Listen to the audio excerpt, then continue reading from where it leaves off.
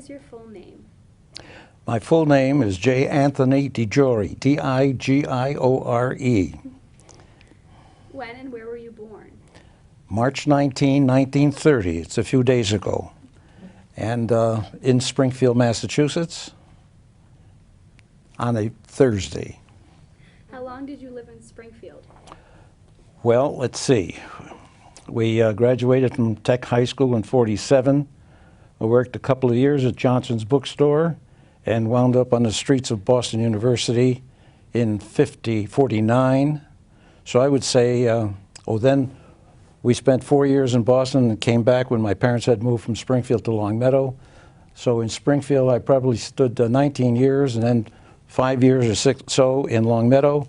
And then I came to West Springfield in 1956 with the new high school, and I've been here ever since.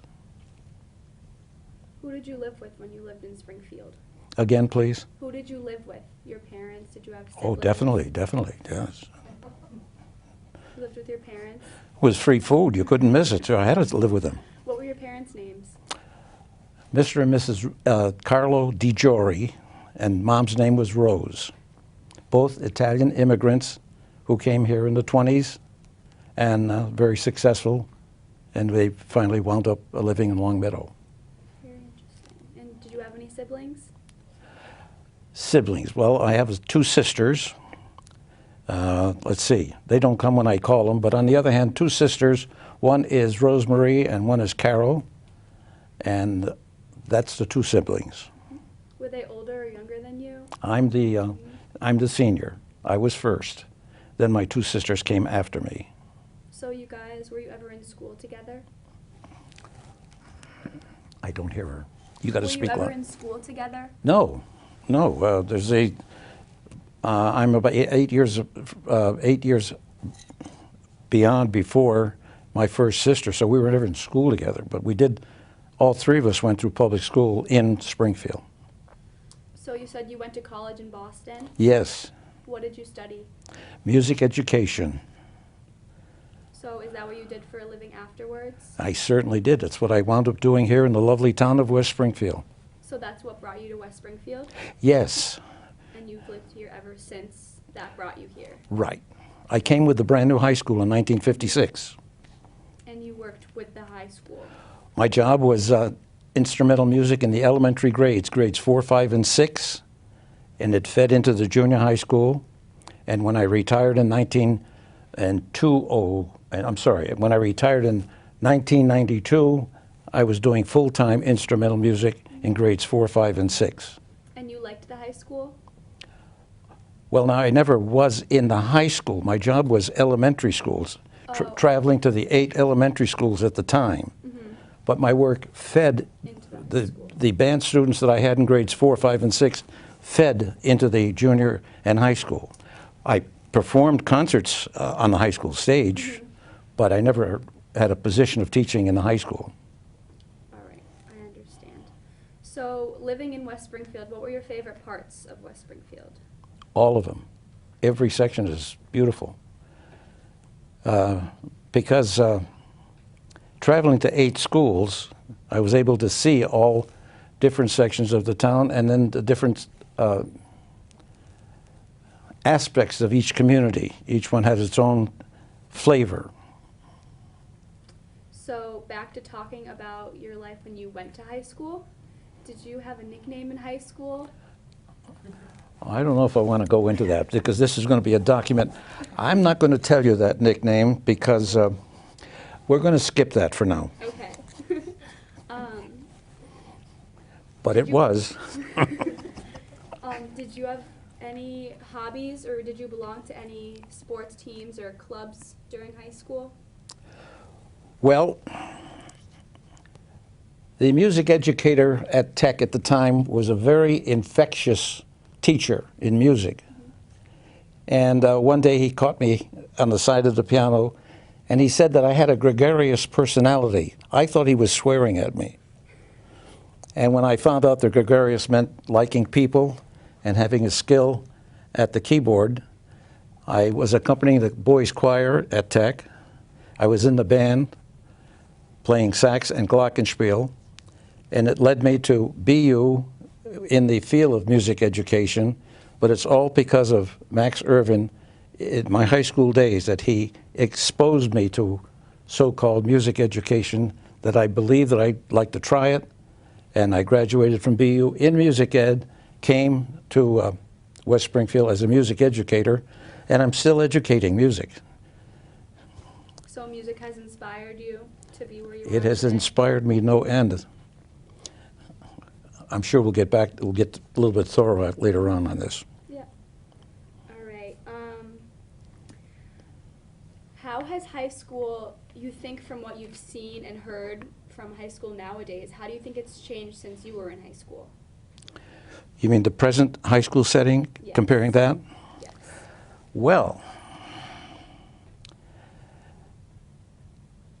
music was a key to having fun. And when the high school did a production, at that time there were 1,000 kids, 1,000 students in tech, and Max had 999 kids involved in the production.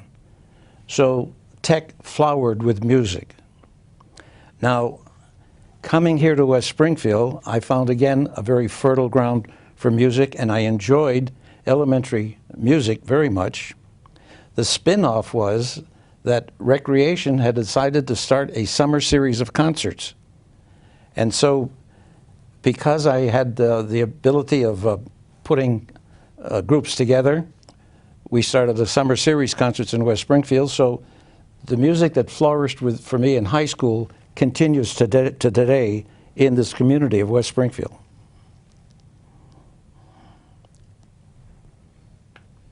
So you think that things that you had in high school back then, if they didn't transfer now regarding music and the things that you took interest in, you wish they would, that kids nowadays, I don't know. Well, you know, let's think about technology. At the time, playing the piano was an asset in high school in 1947. But look at what we have today. All kinds, we have this beautiful TV studio. And technology has made it so easy to perform music and quality music. So to me, music keeps on giving. And I'm excited every day that there's a new twist, whether it be instrumental or vocal music, that I can be involved with. So what has been the most important thing you've learned in your life? Love my wife. We've been married 57 years. And I think that's the best thing that ever happened to me in West Springfield and in my life. She's been great and a strong supporter of what I do. So that's the most important thing in my life right now. She's first, music is second. How did you meet your wife? Oh, God, you have an hour? You really want to do this? I want to know. As a teacher in grade 6, I had a brass ensemble, and one of the trumpet players, his father, was a bank manager at Westfield Savings Bank. So Harris Bond asked the group to play Christmas carols. It was my second year here. I came in 56, and 58, he asked me to come down and play carols. And when we did, I noticed that there were several girls in the bank. They all were beautifully sang too. And that following spring, the bank had hosted a series of speakers at the new high school. And my wife had to accompany the speaker. Now, on that day, she wore a brown dress with black bows. I'll never forget it. And she says it isn't the same dress. But anyway, when I saw her walking down the hallway, you know what 3 lemons are when you go to a casino? I had 3 lemons when I saw her. And then it took me 208 dates to court her, after which we got married in 59. So that little thing called music, with a little trumpet player in 6th grade, with the bank manager, with the banker in town, I felt like the music man. I came in town, I never played anything, but yet the kids were buying instruments left and right, and I married the banker of town. But fortunately, in the picture they leave, we stayed. We've been here ever since. Wow. So music, Wow is right. not only inspired you to find a living and a hobby that stayed with you your whole life, it also made you find love, Definitely. which is very interesting. Definitely, definitely. It's very interesting. That's a great story. Thank you. Thank you, Haley. So, your best friends in high school. Did you have a group of friends in high school? Well, all of them, especially those in band. One outstanding one was Joe Raish, a drummer, and he wound up playing with Warren Kevington on the T for Two record that made a national hit. So a local boy made good. The other one was Phil Woods. Phil Woods played first sax in the Tech High School band. He wound up, we had a dance band, and Phil wound up playing New York jazz and became an international player, both America and Europe, on the saxophone. And what I'm thinking is that there were 2 or 3 people that really made it from Tech. They went on beyond the confines of the Western Mass area, went on to do great things. I kind of, fortunately or unfortunately, stayed in this area, and I did my best in becoming great. And are you still in contact with any of them today? Or have you been throughout your life Well, after high school? unfortunately, Joe and Phil are deceased. Time passes. But, well, in regards to the graduation, that when we graduated in 1947, we are now going to have our 70th reunion in October of this year. That class in 1947 was 514 students because the World War II had just ended, and the veterans who were called to service when they were in high school were now coming back, and they became part of our graduating class. So the reason why I'm mentioning 513 students, at our 69th reunion, we only had 69 show up out of 513. A couple of them have gone away. But we had 69, and now that we're going to plan our 70th, I hope we have still 69 from that high school tech graduates in 1947. So I'm looking at your resume, and it says you served in the Korean conflict as a member of the 3rd Infantry Division Band stationed in Georgia. That's very interesting. Can you tell us a little bit about that? I had a summer camp job up in Lenox, Massachusetts.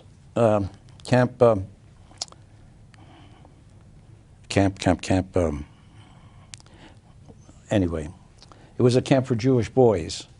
And I had spent 6 summers up there. And when we graduated, while I was at BU, I still spent summers there. And the summer of '53, while I was at camp,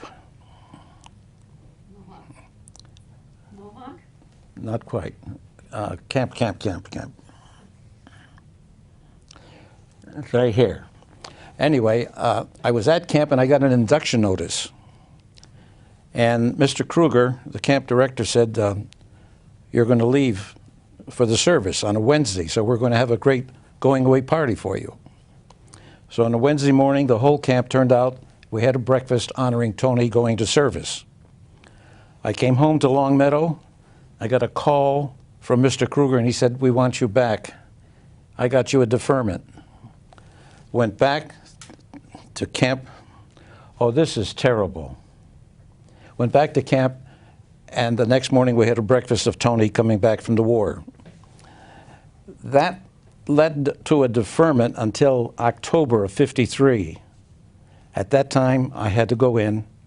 I was called.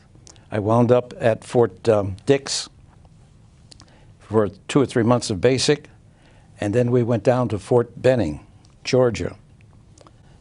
After 3 months in the infantry, I got a little uneasy. What I had learned in the infantry was to take a bayonet and to stuff a hit a stuffed mannequin, and I didn't like it. So I went to see the chaplain. And the chaplain says, well, what do you like the most? And I said, music. He picked up the phone, and he called the commander of the band. And the band said he only had one opening on saxophone. So I said, I'll be glad to try for it. And I'd like to tie it in by saying the M1 rifle was 21 pounds, and the baritone sax was 27 pounds. The reason why the baritone sax was open in the band, because no one wanted to carry it. But I took that, and from then on, the days in the service were a glorious memory. And it was February of '53. And February of '55. My time was up, and the commander said he would give another stripe to me if I enlisted. And just that afternoon, I got a call from my professor at BU asking me to come back for further studies. I gladly took the offer to go back.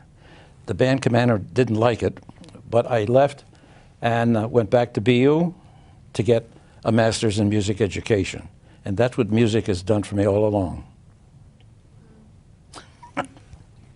It's been with you through your whole life, and I think it's very inspiring that something like that could really lead you and inspire you for your whole life to do so many great things. Well, there's an awful lot to music. I hope everybody does it, enjoys it. I have another great time with music on Tuesday afternoon, where I am fortunate to be able to lead 40 to 50 Rotarians.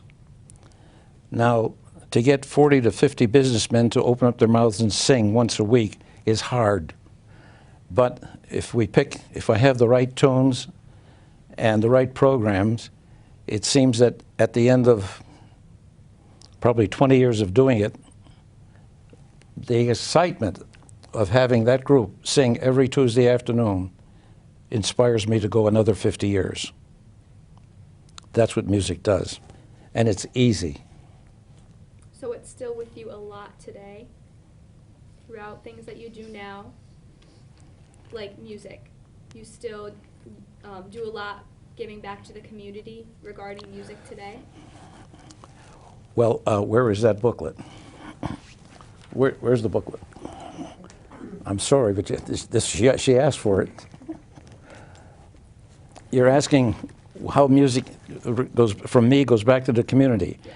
Here is a case where Park and Recreation started a series of concerts in 1963, and we now finished our 53rd year of concerts. In 1963, we only had 6 concerts, which I helped organize. In 2016, we had 22 concerts. So this booklet, by the way, you skipped my editorship of the Mass Music News. We can talk about that.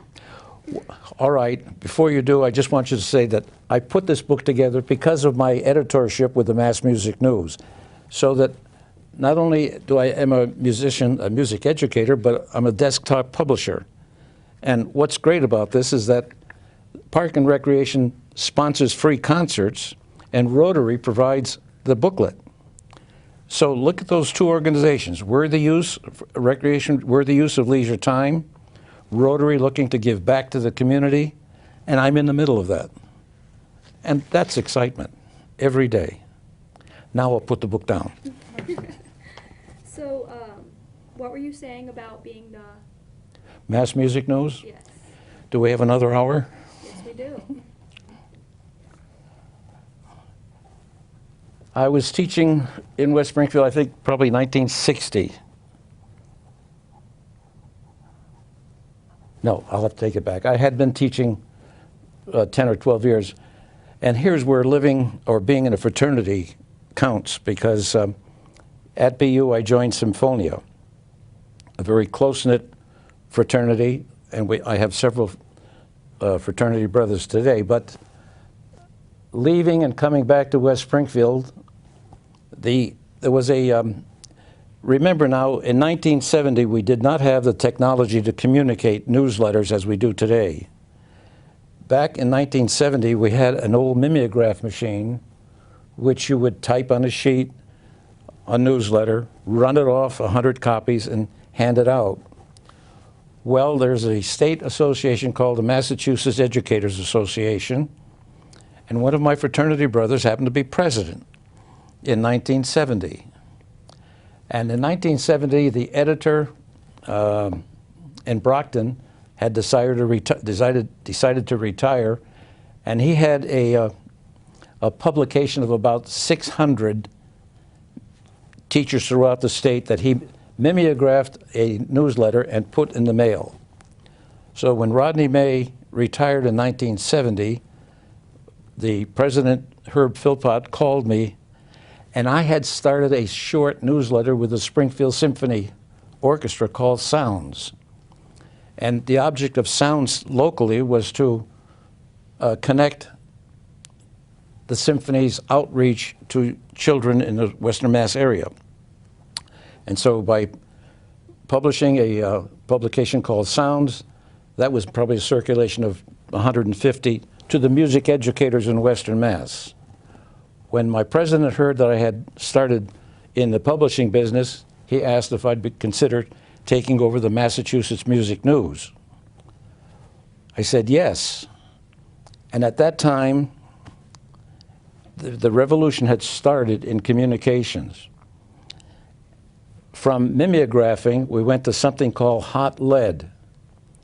And I began the first year of editor of the Mass Music News, whereby I went to the typesetter who would set up the story in hot lead. That meant that he would type out, and the story would come down on a sheet. You'd put a piece of paper over that and read the paper. That was your story.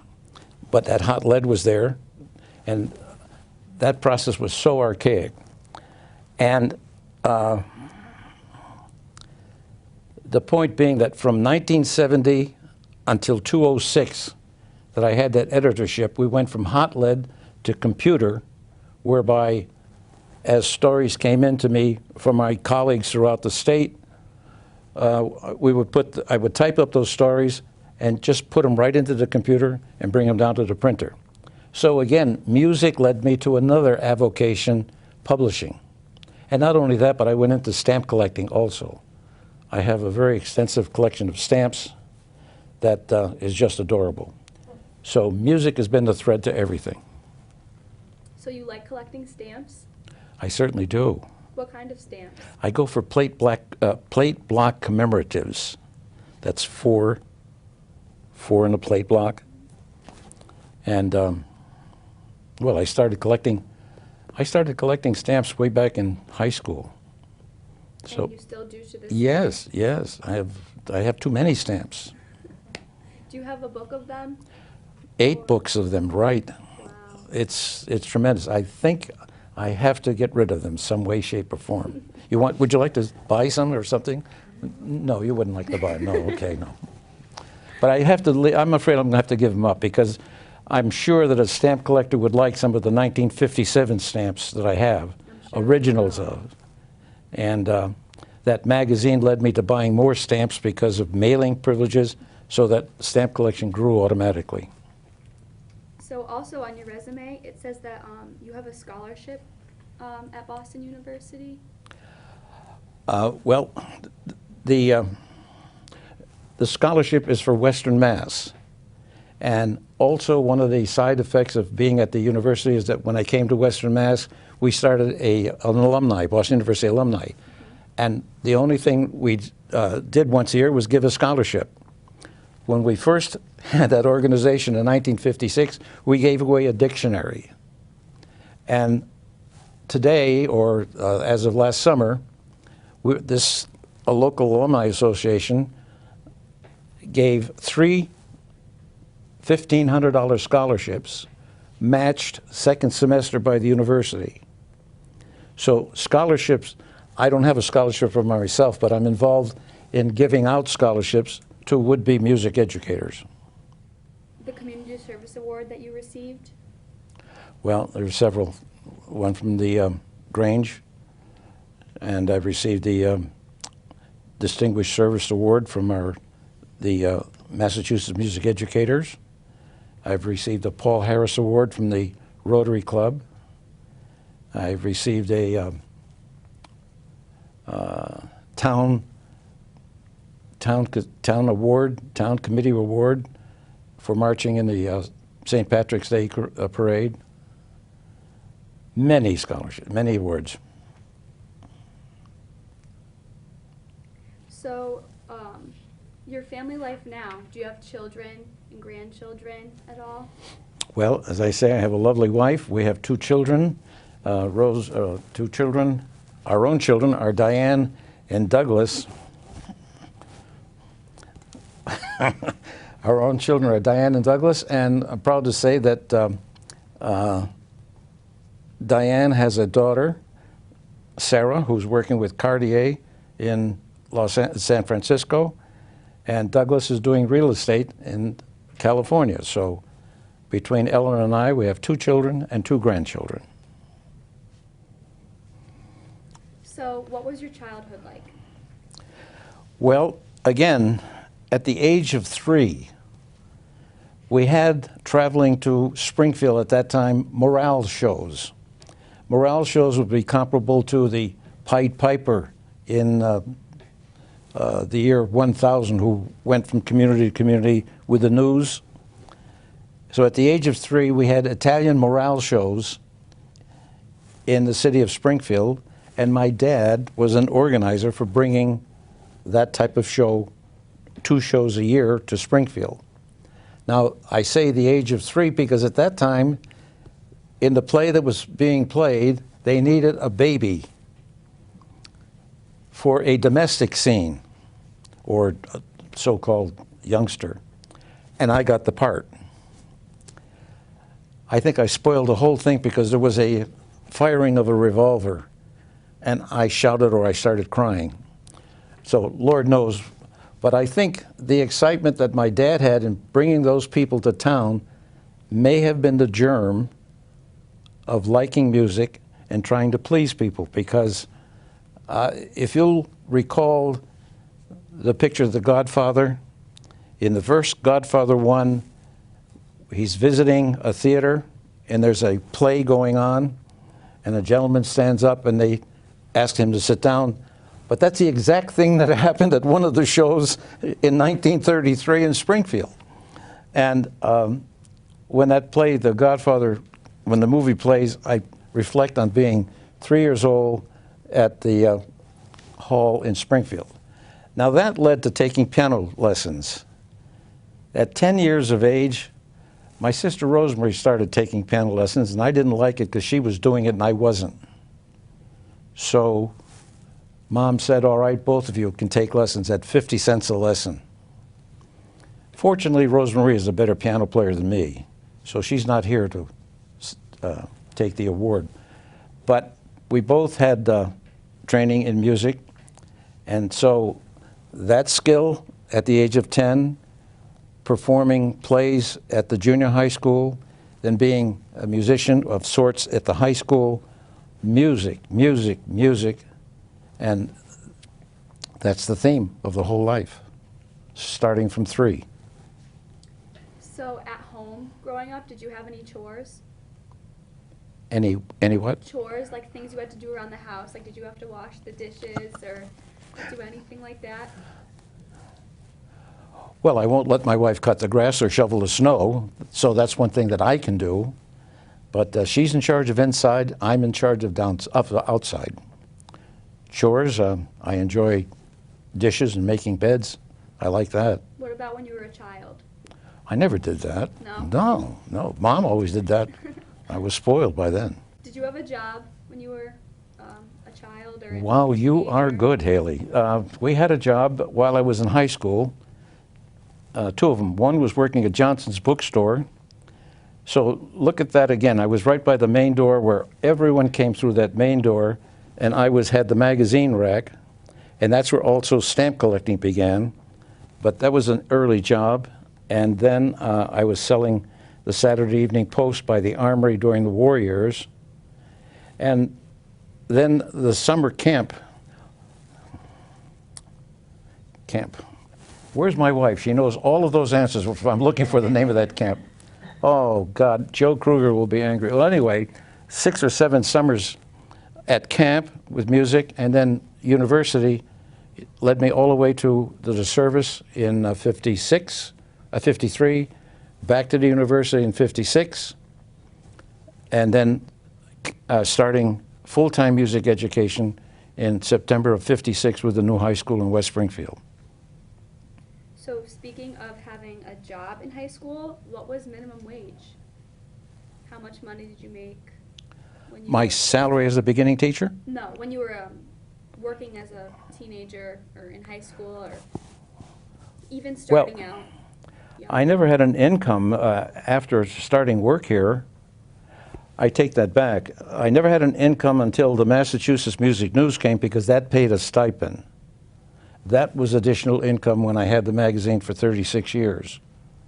Because there would have been opportunities to perform with groups playing, I didn't have to do that. I was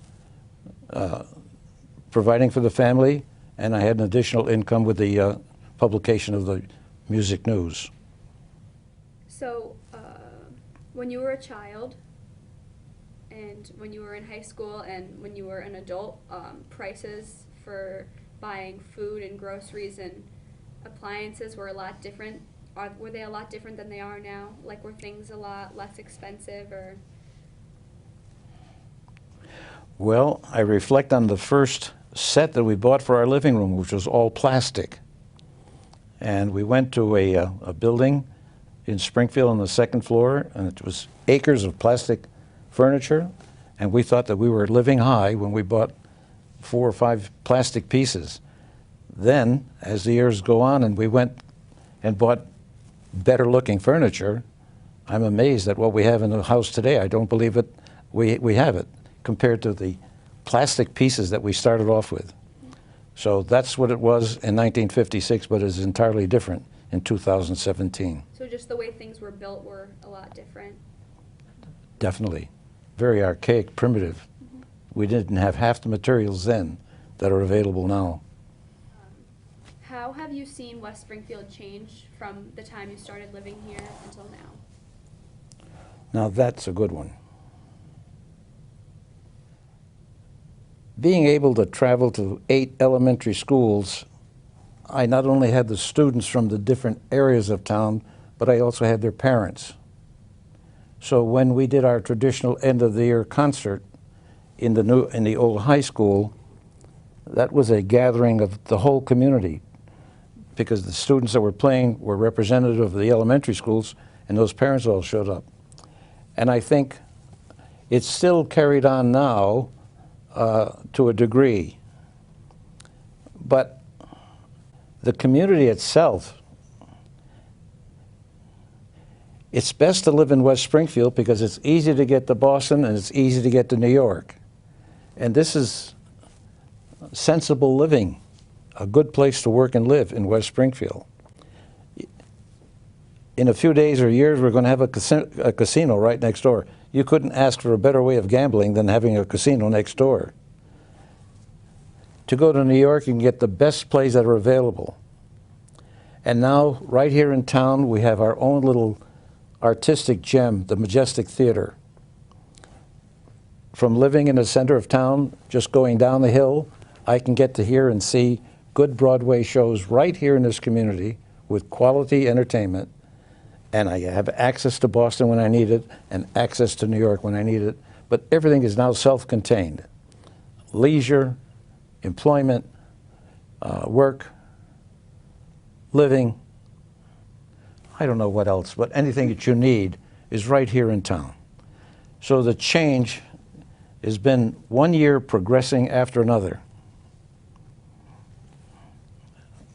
Even looking at banks, when Eleanor worked at the one little bank here in town, now we have a bank on every corner. I think that that's progress. So living in West Springfield for so long, I'm sure you've gone to the Big E. Definitely. How has that changed throughout the time you've lived here? And has it always been as big as it is now? Well, back in elementary, the the day was called off, we had a free day to go to the Big E. That has changed. There's no more free day, but I guess they give passes out now. But that's a once-a-year shot of Broadway entertainment and agriculture right here in the community.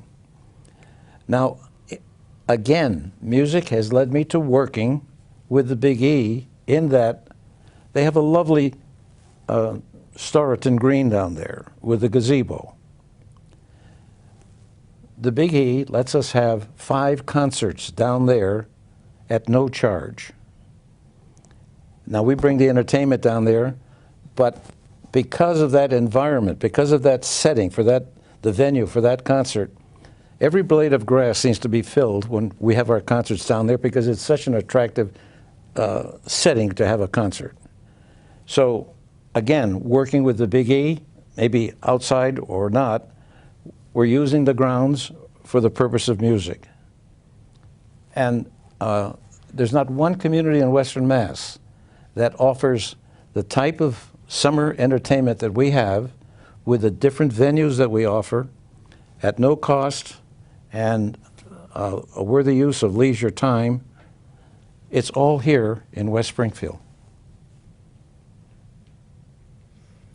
Do you have any funny stories from your childhood?